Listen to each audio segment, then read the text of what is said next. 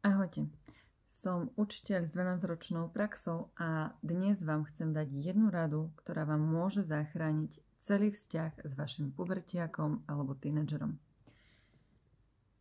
Existuje taká hra, kde musíte vysvetľovať alebo ukazovať dané slovo a druhý ho musí hádať. Môj švagor mi povedal jednu dôležitú vec. Nikto ti to nedokáže vysvetliť alebo ukázať tak dobre, ako by si to urobil ty sám. A tu som mala aha moment. Povedal som svojmu synovi, keď som si uvedomila, že prišiel moment, kedy som naozaj chcela kričať od frustrácie a zúfalstva, že ma nielen, že neposlúchol, ale v podstate ma nechápe. A tu som si uvedomila, že existuje vec, ktorá mu otvorí oči. A je to podobenstvo. Odvtedy tento trik využívam vo výchove, pretože sa tým veľa objasní. My si nerozumieme. My ľudia si nerozumieme medzi sebou. Partneri si nerozumejú. Rodičia s deťmi si nerozumejú. A preto som posadila svojho syna a povedala som mu, pozri sa, vyber si. Mám tu obrázok. Takýto. Alebo takýto. A keďže on rád kreslí, tak som mu povedala, vyber si jeden a nakresli ho. Vybral si práve tento obrázok.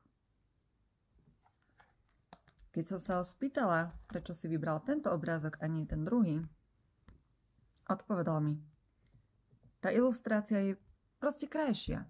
Sú tam krajšie farby, sú tam včely, ktoré mám rád. A na tom druhom je chorý chlapec. A to ma robí smutným. Taký obrázok nechcem kresliť. Obrázok nakreslil výnimočne krásne, pretože je naozaj dobrý kresliar. A ja som sa ho opýtala, dobre, čo by si robil, keby si nemal tieto farbičky? A ja by som ti dala za úlohu nakresliť obraz. A on sa zamyslel a povedal mi, išlo by som si ich požičať k sesternici alebo ku kamarátovi, alebo by som použil ceruzku alebo pero a nakreslil by som to tým. A ja som mu povedala, pozri, nakreslil si obraz najlepšie, ako si vedel. Taký, aký si si vybral. Toto je tvoj život. A ty v ňom si maliar. Ty kreslíš ten obraz. Keď sa nahneváš, že príde trest za tvoje napríklad zlé konanie, hnevaš sa na mňa, alebo na otca. Ale maliarom si stále ty. Ty si vyberáš, ktorý obraz budeš kresliť. Ak sa niekedy v budúcnosti rozhodneš zmeniť obraz, môžeš ho jednoducho prekresliť. Premaľovať. Vygumovať. Zmeniť. Pridať farby. Čím farebnejší bude, tým sa ti bude viac páčiť. Ak však bude mať pár jednoduchých farieb a budú tmavé a téma na obrázku bude smutná, ani ty nebudeš so sebou spokojný. A ten maliar vždy budeš len ty, nie ja, ani tatino, ani priatelia, ani tvoja učiteľka alebo spolužiaci. Si to len ty.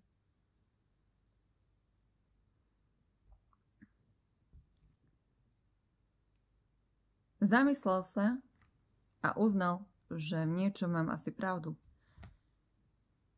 A ja som pochopila, že nemusíme na deti kričať. Nemusíme byť frustrovaní. A ja viem, že tie deti nie sú vždy dobré. Ale vieme to riešiť. Vieme im ukázať to, čo vidíme my, ako rodičia, ako ľudia, ktorých milujeme, ale nevidia to oni zo svojej pozície. vieme im to ukázať tak, aby oni videli to, čo vidíme aj my, našimi očami. Ak máte doma problémy s komunikáciou, skúste toto využiť a uvidíte, ako sa to u vás zlepší.